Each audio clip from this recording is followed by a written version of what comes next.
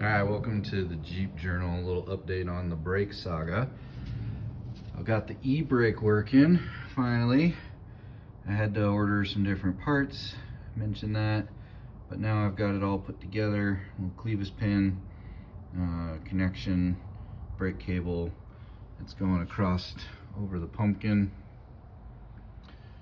to the other side. And then I also got, let's see if I can zoom out here a little bit. We've got the cable wrapped up the upper control arm here and up into the piece there. And then the second hose, second piece, I've got the air locker hose rerouted with a connector right there and along as well, so that I don't have that just dropping down the back.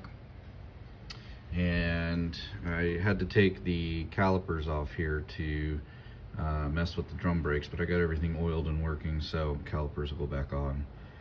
The other side looks exactly like this, and everything's tested and ready to go. And I'll go around the other side here. Trying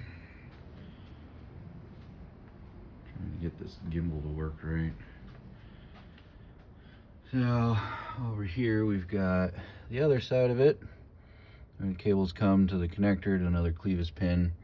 I went ahead and dropped the hole a little bit, so I got a little more leverage out of my handle, and it doesn't move much, but right there is nothing, and right there is brakes locked. It works really well.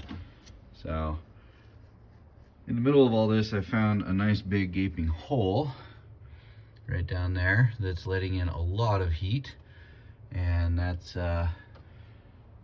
getting really annoying driving around. So I've got a little solution over here. I got a couple pieces of hardware cloth. I measured the hole, it's about 5.5 inches, so I've got 7 inches hardware cloth, 2 pieces of it, and I got a fire blanket. And I'm gonna cut this, re-seam it with the wife's sewing machine, and then sandwich it between these 2 metal pieces and kind of fold them around it to hold it in place, and then just use a high temp glue, or a silicone, sorry, to glue it down to the metal in there, and that should help reduce some of that heat in the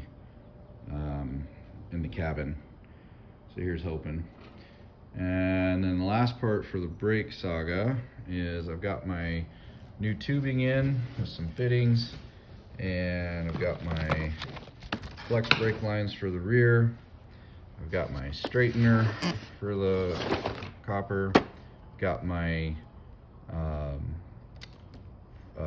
flare kit for double flare. And so I'm just waiting on the actual booster unit to show up. Hopefully this week, maybe next, and then I can install it and start making some lines.